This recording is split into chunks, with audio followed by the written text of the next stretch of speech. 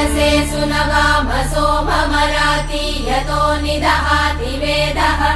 स नः पश्यदति दुर्गाणि विश्वानावेव सिन्धुम् दुरितात्यग्निः तामग्निवर्णाम् तपसा ज्वलन्तीम् भैरोचनीम् कर्मफलेषु जुष्टाम्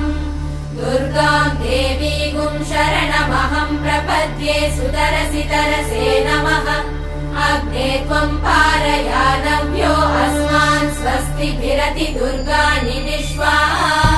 पूश्च पृथ्वी बहुला न उर्वी भवातोकायतनयाय